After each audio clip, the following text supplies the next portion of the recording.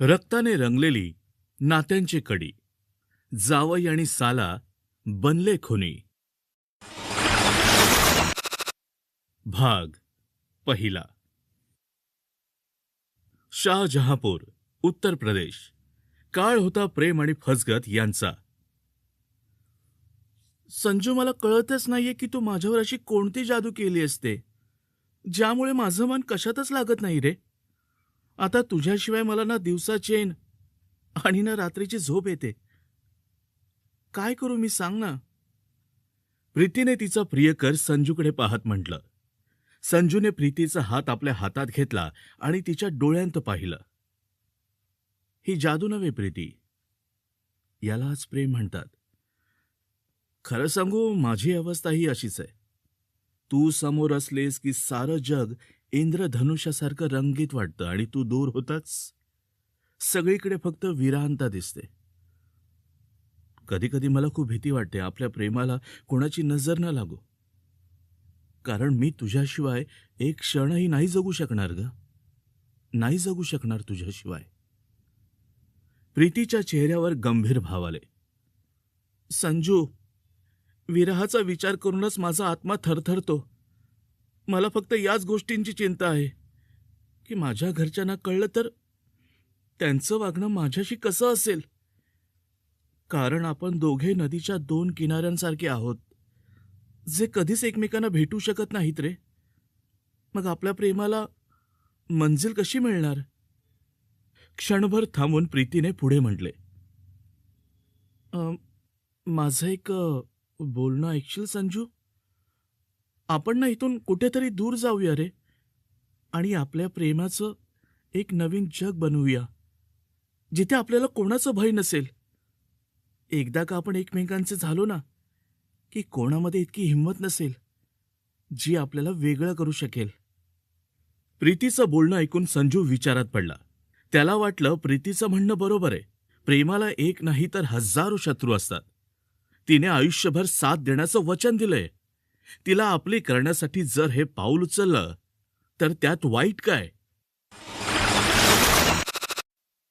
हे होतं जिल्हा शहाजानपुराच्या सिधोली तालुक्यातील रामपूर गाव. येथेच संजू मंसुरी, वय 35, एक रिक्षा चालक राहत होता. त्याच गावात शेतीत उदरनिर्वाह करणारा रामविलास आपल्या कुटुंबासोबत राहायचा. कुटुंबात पत्नी सुधा, मुलगा गुड्डू आणि 2 मुली, प्रिया आणि प्रीती होत्या. प्रीती स्वभावाने अतिशय चंचल होती. तिला घरकामात मन रमत नसे. ती नेहमी टीव्हीला चिकटून राहायची आणि सिनेमांच्या जगात हरवून जायची. सिनेमातील प्रेम आणि रोमांसने तिच्या मनावर इतका प्रभाव टाकला होता की ती स्वतःला फिल्मी हिरोईनपेक्षा कमी समजत नसे. इकडे संजू अधिक शिकलेला नसला तरी त्याच्या फॅशनेबल कपड्यांमुळे तो हँडसम आणि स्टायलिश दिसत असे. त्यालाही सिनेमांचं जबरदस्त वेड होतं. त्यामुळे त्याचे बोलणे चालणेही फिल्मी झाले होते. संजूची दोस्ती रामविलासचा मुलगा गुड्डू ह्याच्याशी होती. यामुळे संजूचं रामविलासच्या घरी येणं जाणं होतं. वारंवार भेटीतून संजू आणि प्रीतीच्या भेटी वाढल्या. प्रीतीच्या सौंदर्याने संजूच्या मनाला भुरळ पडली होती आणि प्रीतीनेही संजूला पसंत केले होते. दोघांमधील बोलणं चित्रपटांवरून सुरू झालं आणि हळूहळू ते एकमेकांच्या अतिशय जवळ आले. एके दिवशी फिल्मी लव्ह सीनची ऍक्टिंग करताना संजूने प्रीतीला आपल्या बाहूंमध्ये घेतलं आणि फिल्मी डायलॉग ऐवजी आपल्या हृदयातील भावना व्यक्त केल्या.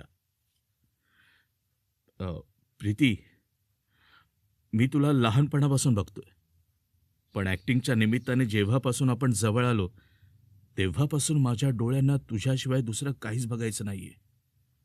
तुझ्या डोळ्यांच्या खोल समुद्रात बुडून मी तुझ्या मनाची हाक ऐकलीये आणि मला खात्री आहे तूही माझ्यावर तितकंच प्रेम करतेस. आता फक्त तुझ्या ओठातून होकार ऐकण्याची वाट बघतोय मी. प्रीती तर जणू त्याच्या प्रेमात पुरती न्हाऊन निघाली होती. तिने फिल्मी स्टाईलमध्ये संजूच्या डोळ्यात पाहिलं आणि म्हटलं, कबूल आहे, कबूल आहे, कबूल आहे माझा मेहबूब. त्यांच्या प्रेमाची ही तुफानी कहाणी वेगाने गती पकडू लागली. ते आता रोज एकमेकांसोबत अधिकाधिक वेळ घालवण्याचा प्रयत्न करत, कधी घरात तर कधी शेतात. या नादात संजू कामाकडे दुर्लक्ष करू लागला.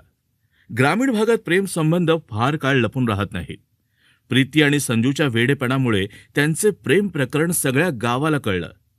लोक आता त्यांच्याबद्दल कुजबुजू लागले. एक दिवस संजू दुकानाच्या समोर उभा असताना प्रीती त्याला वारंवार फ्लाइंग किस देताना तिच्या आईने म्हणजे सुधाने पाहिलं. सुधा संतापाने लाल झाली आणि तिने प्रीतीला बेदम मारहाण केली. तिने आपल्या पतीला रामविलासला स्पष्ट सांगितलं, हे बघा, आताच या मुलीचं लग्न करून टाका, नाहीतर ही आपलं नाक कापल्याशिवाय राहणार नाही. रामविलासनेही लगेच प्रीतीसाठी मुलगा शोधायला सुरुवात केली.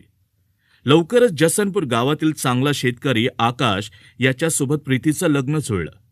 प्रीतीने विरोध केला, पण वडिलांच्या धमक्यांपुढे ती असहाय्य झाली होती. 1 वर्षापूर्वी प्रीतीचं लग्न झालं आणि ती सासरला आली. तिने संजूला विसरण्याचा खूप प्रयत्न केला, पण ती जितका प्रयत्न त्याला विसरायचा करायची तितकीच आठवण त्याची जास्त यायची.